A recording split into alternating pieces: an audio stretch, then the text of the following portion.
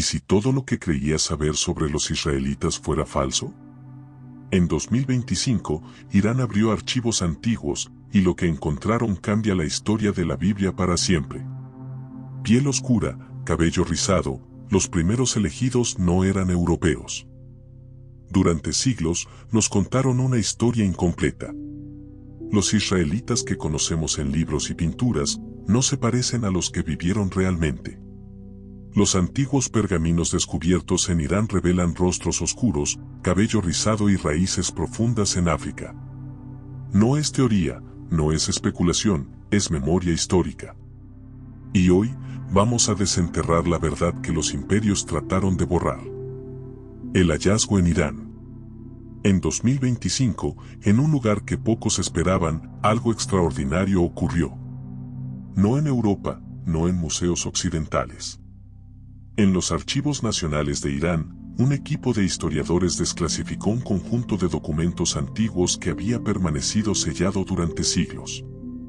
No eran mapas de tesoros ni armas olvidadas. Eran registros vivos de un pueblo cuya historia había sido borrada o alterada. Y lo que contaban estos pergaminos cambiaría la manera en que entendemos la Biblia para siempre. Imagina por un momento que cada libro de historia, cada pintura en las iglesias, cada enseñanza que aprendiste sobre los israelitas estuviera incompleta. No porque estuvieran equivocadas, sino porque alguien, en algún momento, decidió que ciertas verdades eran demasiado peligrosas para mostrarse. Estos documentos antiguos no eran cuentos. Eran decretos, censos, listas de sacerdotes y artesanos, registros de templetes, fragmentos de la vida cotidiana de los hijos de Israel, y todos coincidían en un detalle sorprendente: la piel oscura, el cabello rizado. Las raíces africanas de quienes una vez fueron llamados el pueblo elegido. Uno de los hallazgos más impactantes fue un censo militar de la época de Ciro el Grande, fechado en 538 a.C., menos de un año después de la caída de Babilonia. Los registros no solo nombraban a los israelitas, sino que describían minuciosamente su apariencia: rostros oscuros, cabellos rizados, lengua relacionada con los pueblos de Punt y Saba. No era Europa, era África. No era teoría, era un testimonio escrito por ojos persas, imparciales en el sentido de que no tenían interés en ocultarlo, solo en registrar la verdad. Estos pergaminos contaban historias de familias exiliadas, regresando a Jerusalén, llevando consigo tradiciones, canciones y sabiduría que conectaban directamente con los reinos de Cus y Etiopía. Algunos documentos incluso mencionaban a los israelitas como descendientes de Cus, protegidos y reconocidos por los reyes persas, no por conveniencia política, sino por designio divino. Ciro, llamado por Isaías Mesías, no era un hebreo ni un israelita, y sin embargo su papel como protector del pueblo elegido estaba claramente documentado. Esto nos fuerza a replantearnos algo fundamental: si Dios eligió a un extranjero para proteger a su pueblo, ¿cómo y por qué la historia europea terminó contando otra versión? Pero aquí está la verdadera tensión: mientras los pergaminos susurraban esta historia, siglos de interpretación europea la habían ocultado.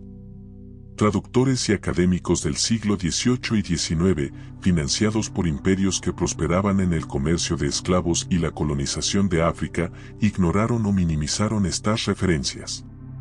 Cuando los textos antiguos describían israelitas africanos, ellos anotaban en los márgenes, suavizaban las descripciones o simplemente las omitían de las traducciones al inglés, francés o alemán.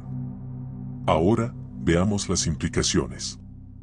Si los primeros israelitas eran descritos con piel oscura y cabello rizado, si su identidad fue registrada así en documentos persas, entonces todo lo que la tradición occidental nos enseñó sobre los hijos de Israel necesita ser reevaluado. La historia de la redención, tal como se ha enseñado en Europa, no empieza con cabellos rubios ni ojos claros. Comienza con el calor del sol africano, con los cantos de los cusitas y con la preservación de una identidad que los imperios querían borrar. En un pergamino de Susa, fragmentos de un decreto del rey Darío describen a un pueblo de la alianza que fue exiliado desde las tierras de Cus y llevado al norte. No es una exageración poética, los persas escribían con precisión administrativa. Cada nombre, cada descripción, cada oficio estaba documentado. Los israelitas no eran solo sobrevivientes, eran parte de una red de culturas africanas que había sido reconocida y respetada incluso por sus conquistadores. Lo que estos documentos hacen es algo más profundo que cambiar la historia, cuestionan la narrativa visual y espiritual que durante siglos se nos enseñó. Si miramos a los vitrales, las pinturas renacentistas, las ilustraciones de las Biblias infantiles, vemos figuras pálidas. Pero los documentos persas dicen otra cosa. Los primeros israelitas, los hijos de Canaán y Cus, tenían el tono del bronce, cabello rizado y una herencia africana que resonaba en cada oración, cada sacrificio, cada canto. Y no solo es apariencia. Los pergaminos describen prácticas culturales, cómo los israelitas celebraban, cómo cantaban a Yahweh, cómo vestían sus sacerdotes. Mencionan las vestiduras de lino, los ornamentos con 12 piedras, los cánticos que evocaban a las madres de Cus. Todo esto no se perdió, se transformó, migró y sobrevivió en formas que la historia europea nunca registró. Pero aún hay más. Entre los documentos hay listas de artesanos y sacerdotes que fueron redistribuidos tras la caída de Babilonia. Entre ellos, los descendientes de Israel, descritos como afrodescendientes, fueron enviados a Jerusalén para reconstruir el templo. Los registros detallan cada familia, cada oficio, cada linaje. La intención era clara, preservar la identidad y la memoria, incluso después de siglos de exilio. Esto nos deja frente a un espejo incómodo. La Biblia habla de Cus, de Etiopía, de África, pero la mayoría de interpretaciones occidentales han eliminado esta conexión. Los pergaminos de Irán no solo la confirman, la hacen imposible de ignorar. Lo que vemos en el arte europeo, en las películas y en las historias de la infancia, es un velo. Y detrás de ese velo está la verdad histórica. Los israelitas que una vez fueron el pueblo elegido fueron africanos, y su historia fue escrita, preservada y luego silenciada por imperios con intereses políticos y raciales. Así que aquí estamos, frente a la evidencia, pergaminos antiguos, registros persas, decretos y censos que describen un pueblo negro, fiel, resiliente y profundamente conectado con África. Esto no es un debate académico menor. Es un desafío directo a cómo hemos entendido la Biblia, la historia de los israelitas y nuestra percepción del pueblo elegido. Y mientras leemos estas palabras, debemos preguntarnos, ¿cómo cambia nuestra fe, nuestra cultura y nuestra identidad saber que los primeros elegidos de Dios tenían piel oscura, cabello rizado y raíces africanas? Esto no es un detalle menor. Es un recordatorio de que la memoria puede ser borrada, pero también puede ser recuperada. Y hoy, gracias a los archivos de Irán, esa memoria comienza a hablar más fuerte que nunca. Interpretación histórica y censura europea. Mientras los pergaminos persas revelaban la verdad, en Europa la historia tomaba otro rumbo. No era solo ignorancia. Era una construcción deliberada. A medida que el cristianismo se convirtió en herramienta política, la imagen de los israelitas y de Dios mismo comenzó a transformarse. Pintores, escultores y escritores crearon un relato visual que se ajustaba a la narrativa del poder europeo. Jesús, los profetas, los discípulos, todos retratados con piel clara, ojos azules, rasgos europeos. Las raíces africanas desaparecieron de la memoria colectiva. El punto de inflexión fue la Europa del Renacimiento, siglos después de que Ciro y Darío habían registrado a los israelitas africanos. Grandes artistas como Leonardo da Vinci, Rafael o Miguel Ángel no buscaban mentir, sino reflejar su mundo. Y su mundo, influenciado por el poder de la iglesia y la nobleza, era blanco. Así, la santidad empezó a adoptar los rasgos del hombre europeo. Esto no fue accidental, fue una estrategia de control. La imagen de lo divino dicta la percepción de lo elegido. Consideremos a Moisés. La Biblia lo describe indirectamente, pero la tradición artística occidental lo presenta como un hombre de piel clara, noble y distante de sus raíces africanas. Sin embargo, los registros egipcios y los textos persas sugieren algo diferente. Moisés era africano, indistinguible de los cusitas, con piel de bronce, cabello rizado, ojos que reflejaban la fuerza de un pueblo forjado en el exilio. Las películas modernas repiten este error, perpetuando siglos de desinformación. El proceso se repitió con Jesús y los reyes de Israel. Los vitrales de las catedrales, los cuadros renacentistas y las esculturas barrocas crearon un ideal europeo, la santidad blanca, la elección blanca.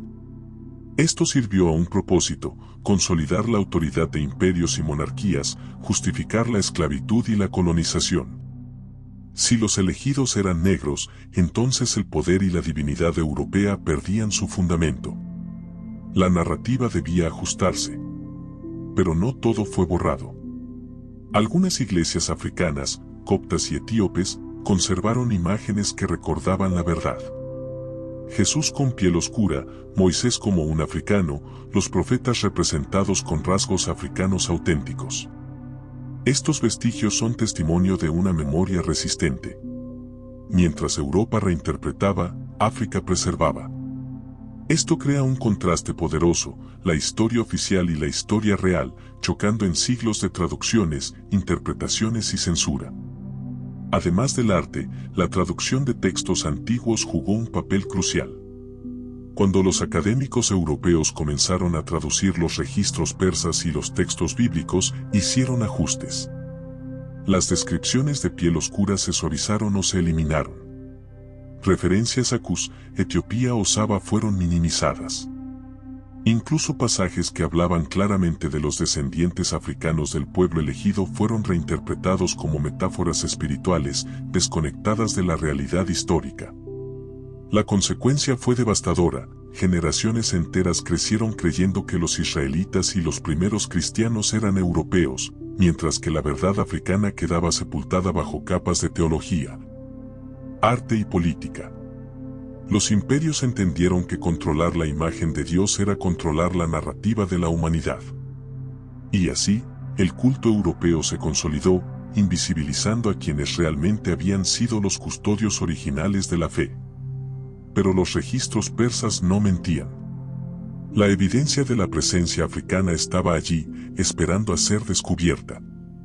Las listas de sacerdotes, las canciones documentadas, las vestimentas descritas con detalle, todo señalaba a un pueblo que llevaba su identidad con orgullo y fe inquebrantable. Los persas lo reconocieron, los europeos lo ocultaron, y hoy tenemos la oportunidad de reconciliar ambas historias. Otro ejemplo fascinante aparece en los decretos de Darío y Ciro. Se menciona explícitamente a los hijos de Israel como protegidos del pacto, enviados a reconstruir templos y mantener tradiciones, siempre con referencias a su herencia africana. Esto nos permite ver algo profundo: la preservación de la identidad del pueblo elegido no dependía de Europa, sino de quienes recordaban y respetaban su origen. La historia occidental había sido un velo, Persia había documentado la verdad. Entonces, ¿qué significa esto para nosotros hoy? Significa que la historia del pueblo elegido no es solo una lección académica. Es un recordatorio de cómo la memoria puede ser manipulada, cómo el poder reescribe la narrativa, y cómo la verdad puede sobrevivir, aunque escondida. Cada descripción en los pergaminos persas, cada fragmento de canción, cada decreto real, es una pieza de un puzzle que nos devuelve la identidad robada. Y no solo hablamos de apariencia física. Las prácticas culturales, los cantos, los rituales, la conexión espiritual con África, todo fue registrado y transmitido. Incluso cuando los imperios europeos intentaron borrar estas conexiones, las raíces persistieron. Desde las comunidades judías en Etiopía hasta los ecos en las tradiciones africanas de América, el legado africano de los israelitas se mantuvo vivo. Este es el momento de hacer un alto y reflexionar. Siglos de arte, teología y poder han intentado convencernos de que la historia que conocemos es completa. Pero los pergaminos de Irán nos muestran otra cosa: que los primeros elegidos no eran europeos, que su piel, su cultura y su espiritualidad tenían raíces africanas profundas. Y que esa verdad fue deliberadamente silenciada. Hoy, Al mirar estos documentos, comprendemos que la narrativa europea es solo una versión parcial. La memoria africana, preservada por persas, comunidades etíopes y descendientes de Cus, nos habla de un pueblo fuerte, resiliente, espiritual y consciente de su destino. Nos enseña que la fe y la identidad no dependen de la interpretación dominante, sino de la preservación de la verdad a través de generaciones. Así que, mientras continuamos este viaje, debemos mantenernos atentos. Lo que Europa intentó borrar, Irán no documentó. Lo que el arte europeo reinterpretó, la historia africana lo conserva. Y lo que muchos creen olvidado, nosotros podemos recordar. Porque los pergaminos persas no solo registran hechos, cuentan la historia de un pueblo elegido, negro, orgulloso y resistente, cuya memoria estaba destinada a sobrevivir. La verdad detrás de la Biblia y el arte renacentista vs registros persas. La historia de los rostros bíblicos no solo se esconde en pergaminos polvorientos o inscripciones en piedra. También vive, y a veces muere, en las imágenes que heredamos. La manera en que representamos a un personaje influye en cómo lo percibimos y en cómo entendemos su mensaje. Durante más de 1000 años, las representaciones visuales de figuras bíblicas estuvieron profundamente ligadas al contexto cultural de quienes las pintaban. En Etiopía, por ejemplo, los manuscritos iluminados del siglo XIII muestran a un Cristo de piel marrón, cabellos oscuros y rasgos africanos marcados.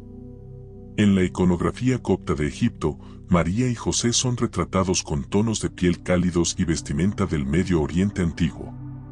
Era lo lógico, los artistas pintaban lo que conocían, lo que veían a su alrededor. Pero algo cambió en Europa a partir del siglo XV. En el corazón del Renacimiento, en ciudades como Florencia, Roma y Venecia, comenzó un proyecto cultural y político que alteraría para siempre la memoria visual de la Biblia. Los talleres de arte, financiados por la Iglesia y por mecenas adinerados, produjeron obras majestuosas, pero también filtradas por una mirada europea. Cristo, María, los apóstoles, todos fueron transformados en hombres y mujeres de tez blanca, ojos claros, cabellos rubios o castaños, vistiendo ropas que recordaban más a la moda italiana que a la Palestina del siglo I. La intención no siempre fue explícitamente maliciosa, pero el resultado fue claro, una europeización masiva de los personajes bíblicos. Y aquí está el contraste. Mientras en Europa se popularizaban las figuras angelicales con piel de porcelana y rizos dorados, en Persia, a cientos de kilómetros, los registros oficiales, las miniaturas y las crónicas describían a los pueblos hebreos y sus vecinos con rasgos muy diferentes. En los manuscritos ilustrados del periodo safávida, influenciados por relatos más antiguos, los israelitas aparecían con piel morena, labios gruesos y cabellos rizados o ensortijados. Los cronistas persas, como Al-Tabari y otros antes que él, recogieron tradiciones orales e históricas que no encajaban con la estética renacentista europea. Para ellos, Moisés no era un hombre de nariz afilada y tez pálida, sino un líder de rasgos semíticos oscuros, nacido en el calor de África y criado en la corte del faraón. José, el hijo de Jacob, no era un joven rubio de ojos verdes, sino un hombre cuya belleza se describía en términos que recordaban a la nobleza africana y asiática. Entonces, ¿qué pasó? ¿Por qué en Occidente nos quedamos con una imagen que borró sistemáticamente los rasgos africanos y semíticos originales? La respuesta está en la intersección entre arte y poder. El Renacimiento no fue solo una explosión de creatividad, sino también una herramienta política. El arte se convirtió en propaganda visual para legitimar a las élites europeas como herederas naturales del mensaje bíblico. Si Jesús se parecía a ellos, si María tenía su piel y sus ojos, entonces la autoridad espiritual también parecía suya por derecho. Es importante entender algo, las imágenes no solo reflejan, también moldean. Un niño que crece viendo a un Jesús blanco en vitrales y pinturas asumirá, sin que se lo digan, que la divinidad se asocia a ese color de piel. Y cuando se le muestran rostros diferentes, tal vez los perciba como ajenos o menos sagrados. Ese es el poder del arte. Pero el arte persa y otros registros de Oriente Medio cuentan otra historia. Ellos nunca tuvieron la necesidad política de blanquear a los profetas hebreos, porque no estaban inmersos en la competencia colonial europea. Sus representaciones, aunque también estilizadas, mantenían rasgos más fieles a la geografía y al mestizaje cultural del mundo bíblico. Piénsalo: Palestina, Egipto, Nubia, Etiopía, Mesopotamia. Todos estos lugares eran puntos de encuentro entre África y Asia. Sus pueblos tenían piel oscura, tonos intermedios, cabello rizado, trenzas y barbas espesas. El clima, la mezcla étnica y la historia genética apuntan a esa realidad, y los artistas persas lo plasmaron sin filtros políticos. Hay una diferencia brutal entre ver a un David de Miguel Ángel, con su piel de mármol blanco y facciones toscanas, y ver un pergamino persa que muestra a un David de piel cobriza y mirada profunda, vestido con túnicas bordadas al estilo del Antiguo Oriente. Ambos son arte, pero uno responde a la verdad histórica y el otro a la agenda cultural del momento. La pregunta es, ¿qué impacto tuvo esto en nuestra fe? Mucho más del que imaginamos. La imagen de un Jesús europeo no solo desplazó la representación original, sino que, en algunos contextos, alimentó doctrinas racistas y justificó la esclavitud y el colonialismo. Se predicó un evangelio blanco que nada tenía que ver con el color de piel de su protagonista, pero que sí encajaba con los intereses de quienes dominaban el mundo. Por eso, rescatar los registros persas, etíopes y de otras tradiciones no es un mero ejercicio académico. Es un acto de justicia histórica y espiritual. Significa devolverle a la Biblia su contexto real y permitir que todos los pueblos puedan verse reflejados en ella tal como fue, no como otros la reescribieron. En los últimos años, investigadores, teólogos y artistas han comenzado a reconstruir esta memoria visual. Pinturas, documentales y exposiciones muestran a un Jesús moreno, a una María africana, a apóstoles semitas de tez oscura. Y lejos de dividir, esta verdad unifica, porque nos recuerda que el mensaje bíblico nació en una tierra mestiza, abierta y profundamente diversa. En resumen, el arte renacentista y los registros persas nos ofrecen dos espejos. Uno, pulido y brillante, pero deformado por el poder político y la estética europea. Otro, quizás más rústico, pero fiel a la geografía y a la historia original. Si queremos conocer la verdad, no podemos quedarnos solo con uno. Tenemos que mirar ambos y atrevernos a reconocer cuál refleja mejor la realidad que los pergaminos y las crónicas preservaron durante siglos. ¿Tú qué opinas? Deja un comentario mientras ves esto. Responderé a todos los comentarios. El Afroasiatic Web y la conexión cultural y lingüística. Mientras Europa reescribía la imagen de los elegidos, otro hilo de memoria viajaba silencioso, invisible para muchos ojos, el hilo lingüístico y cultural que conecta a los israelitas con África. Los pergaminos persas, además de describir la apariencia física, contienen pistas sobre el idioma, los cantos y los rituales. Y al analizarlos, descubrimos un entramado sorprendente, el Afroasiatic Web, la red lingüística y cultural que une a los pueblos de África y Medio Oriente desde milenios. El hebreo, la lengua de los profetas y de las escrituras, no nació aislada. Forma parte de una familia de idiomas que los lingüistas llaman afroasiática. Esta familia abarca lenguas habladas desde el norte de África hasta el Medio Oriente, hebreo, árabe, amárico, hausa, bereber y muchas más. Lo fascinante es cómo estas lenguas comparten raíces, estructuras gramaticales y patrones de pensamiento que reflejan una misma matriz cultural y espiritual. Considera un ejemplo: en hebreo, la palabra Haim significa vida. En amárico, Ayuet tiene el mismo significado. En hausa, se dice Rayua, y en árabe, Ayat. Diferentes sonidos, sí, pero un mismo concepto esencial: la vida entendida y expresada a través de un mismo hilo ancestral. Esto nos muestra que la voz de Dios, tal como resonaba en los profetas, fluía por ríos de África y Asia, no por los mapas europeos. Y no se trata solo de palabras. La estructura poética, los patrones de narración, los símbolos y las metáforas espirituales están profundamente conectados.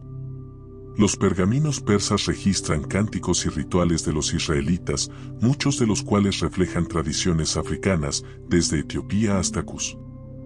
La manera en que el pueblo exiliado adoraba a Yahweh, la cadencia de sus cantos y la disposición de sus ceremonias, tienen paralelos asombrosos con las prácticas de los sacerdotes africanos y las comunidades espirituales de Nigeria, Sudán y el Cuerno de África. Tomemos un ejemplo concreto, el Arca de la Alianza. La Biblia la describe como un cofre de oro, transportado sobre varas, que contenía las tablas de la ley. En las iglesias ortodoxas etíopes, cada altar contiene un tabot, una réplica sagrada del arca, envuelta, protegida y llevada en procesión durante ceremonias. Los sacerdotes no la tocan directamente, respetando un ritual que refleja una continuidad sorprendente con las instrucciones bíblicas y los registros persas.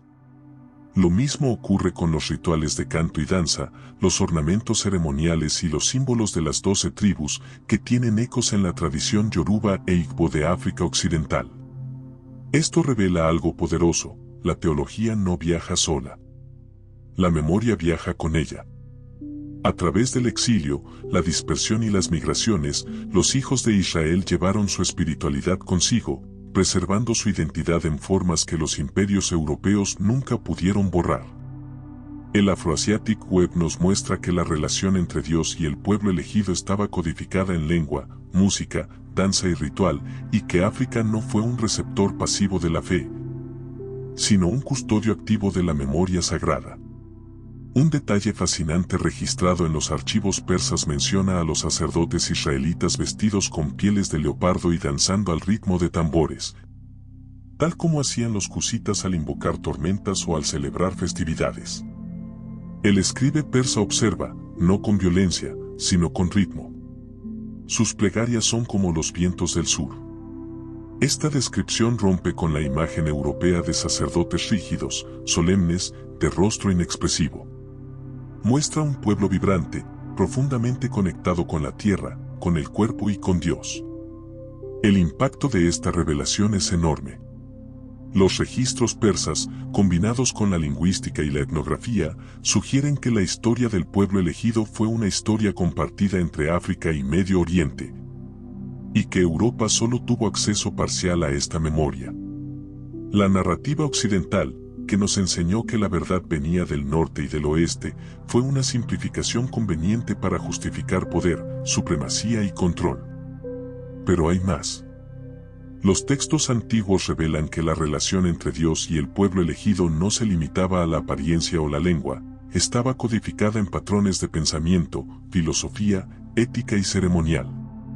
Los sacerdotes de Israel, según los documentos persas, preservaban enseñanzas sobre justicia, armonía y respeto por la naturaleza, que se reflejan en prácticas africanas tradicionales. Esto no es coincidencia, es memoria ancestral compartida, transmitida incluso cuando las circunstancias intentaban dispersarla o silenciarla. A medida que exploramos estos vínculos, comprendemos que África no es un añadido tardío a la historia bíblica, sino parte integral de su origen. Los descendientes de Cus, los sabios etíopes, los sacerdotes africanos y los israelitas exiliados compartieron no solo fe, sino lengua, símbolos y visión del mundo. La memoria de Dios y del pueblo elegido estaba tejida en un entramado cultural que el tiempo y la geografía no pudieron romper.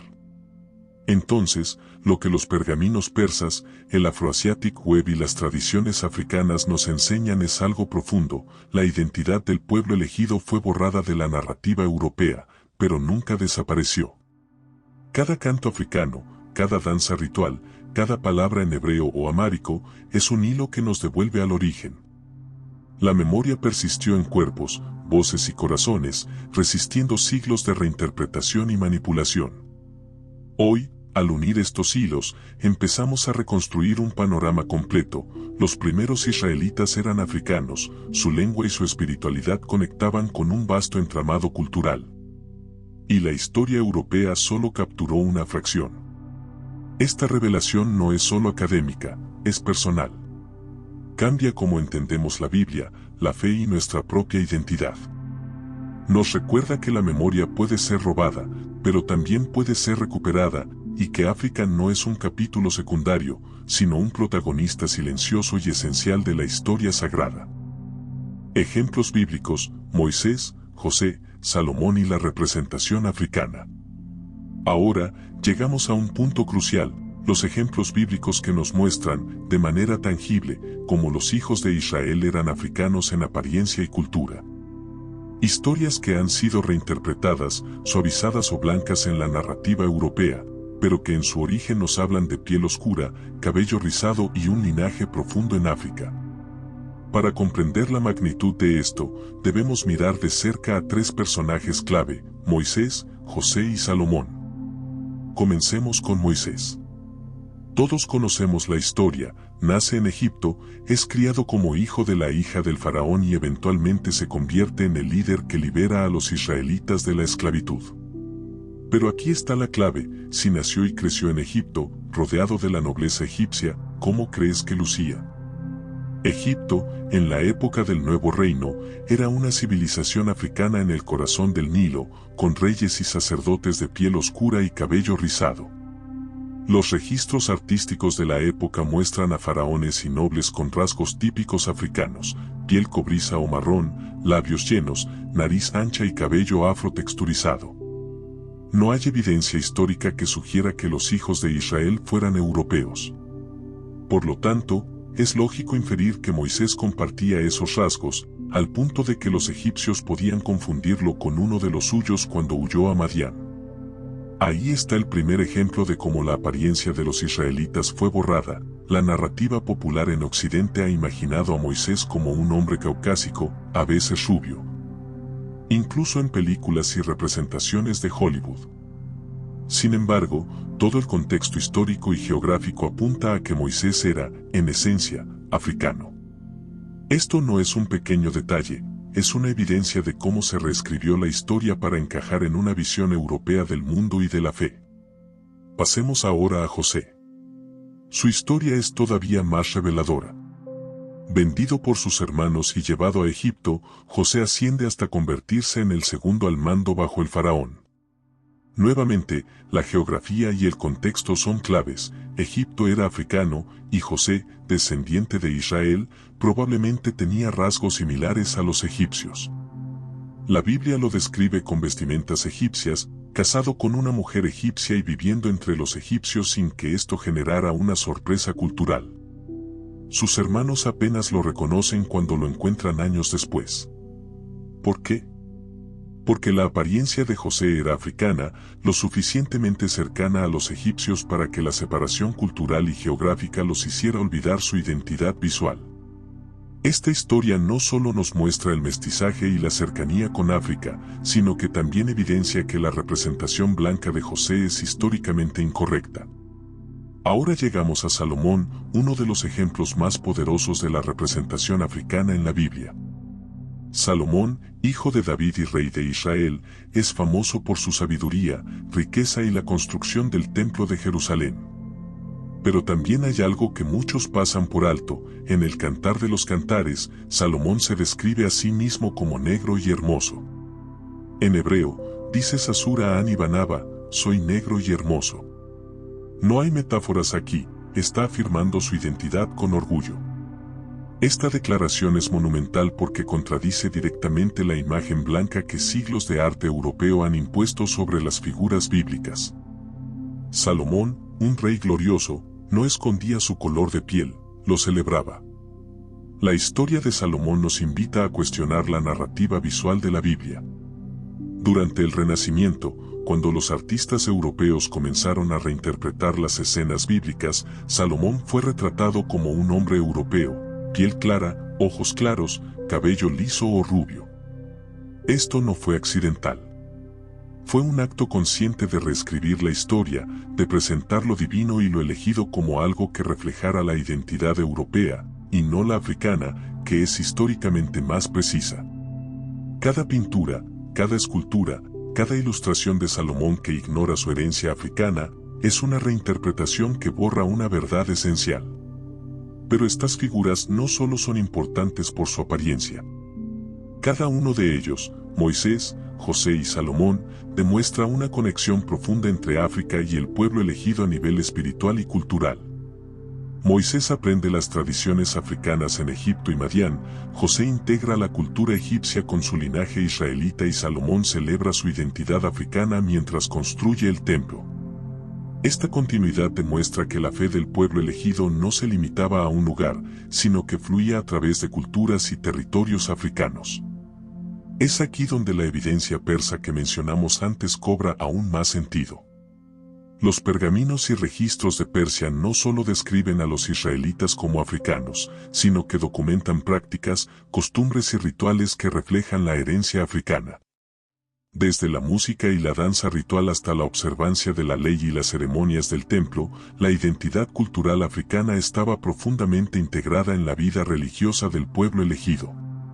Esto refuerza lo que vemos con Moisés, José y Salomón. Su apariencia y cultura eran parte integral de su historia sagrada. Además, la representación africana en estos personajes tiene implicaciones teológicas profundas.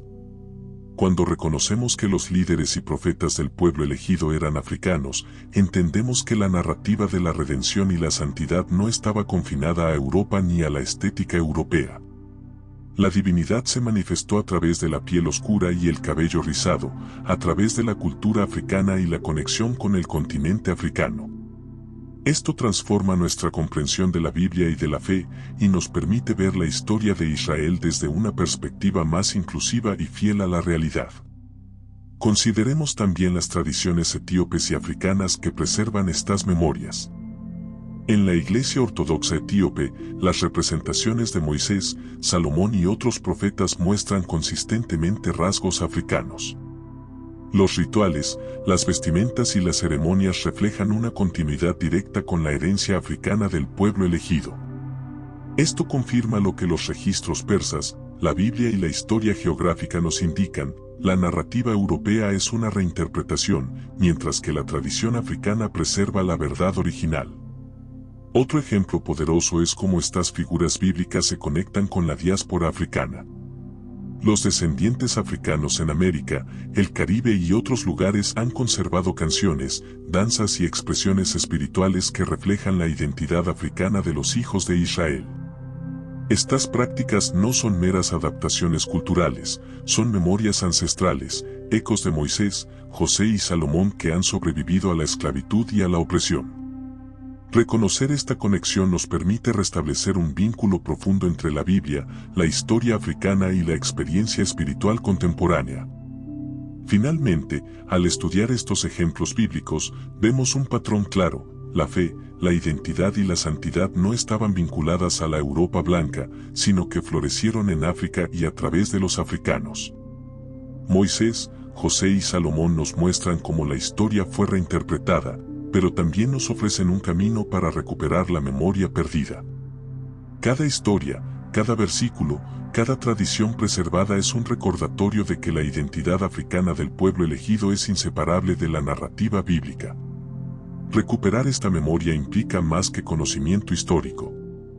Implica reconocer la verdad, celebrar la herencia africana y restaurar la fe y la identidad que fueron manipuladas por siglos de colonialismo y reinterpretación europea.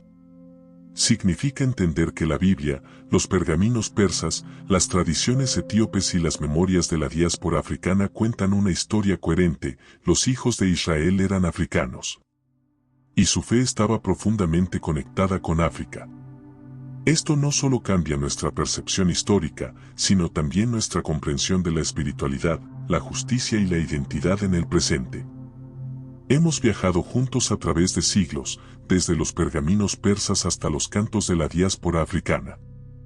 Hemos visto cómo la historia fue alterada, cómo las imágenes de los elegidos fueron transformadas para servir a imperios, y cómo la verdad sobre los hijos de Israel como africanos fue silenciada. Pero ahora, esa verdad está regresando. No como un hecho distante en un libro de historia, sino como una revelación viva que toca tu identidad, tu fe y tu sentido de pertenencia. Imagina por un momento lo que esto significa. Si los hijos de Israel eran africanos, si Moisés, José, Salomón y tantos otros llevaban la piel oscura y el cabello rizado que describen los antiguos archivos. Entonces lo que Dios ha hecho a lo largo de la historia no ha sido un privilegio de unos pocos, sino un regalo de inclusión. La Biblia no fue escrita para unos ojos europeos ni para encajar en moldes de poder. Fue escrita para la humanidad, y ahora podemos ver que su mensaje de fe, resistencia y redención se ha transmitido a través de culturas, continentes y generaciones. Y aquí está la lección más profunda: tu identidad, tu herencia, tu memoria espiritual, nunca pueden ser borradas completamente. Así como los rituales etíopes, los cantos de los esclavos afroamericanos y las tradiciones africanas sobrevivieron a imperios y colonizadores, tu conexión con lo divino, tu lugar en la historia de Dios, es resistente. Nadie puede arrancarte eso. Nadie puede negar la llama que arde en ti, heredera de la fe de los primeros elegidos. Piensa en la fuerza de esa revelación. Cada canción espiritual, cada ritual de danza, cada tradición que parecía local o aislada, es en realidad un eco de la verdad que los persas escribieron hace más de 2500 años. Es un recordatorio de que la fe se transmite más allá de libros, muros y pinturas, se transmite en el corazón, en la voz, en el cuerpo que recuerda. Esa memoria no necesita aprobación académica ni reconocimiento político. Existe, palpita y llama a ser reconocida. Ahora, conecta esto con tu propia vida. ¿Cuántas veces hemos sentido que algo faltaba en nuestra fe, que no encajábamos en la historia que nos contaron? Esa sensación de vacío, de desconexión, no era un error, era una invitación.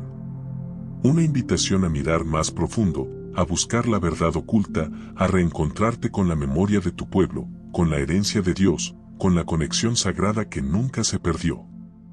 Hoy, esa puerta se abre. Hoy, la verdad vuelve a resonar. Y mientras reflexionas sobre todo esto, no podemos olvidar el poder del rebote final. Porque todo comienza y termina con la pregunta que nos hizo abrir este viaje: ¿quiénes somos realmente?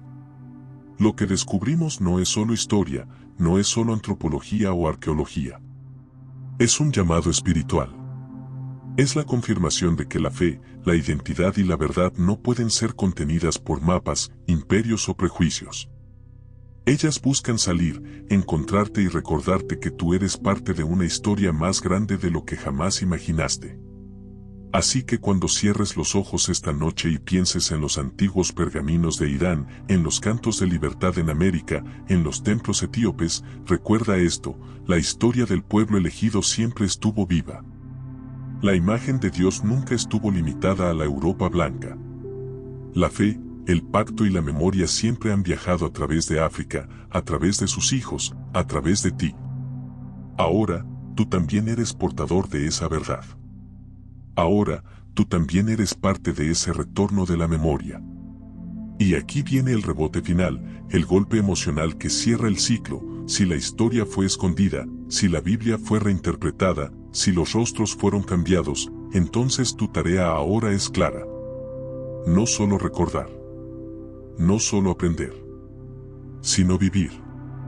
Vivir como portador de la verdad que los imperios intentaron borrar, como descendiente de aquellos que fueron contados y descritos en pergaminos antiguos, como alguien que lleva en su sangre, en su voz, en su fe, la identidad de los hijos del pacto.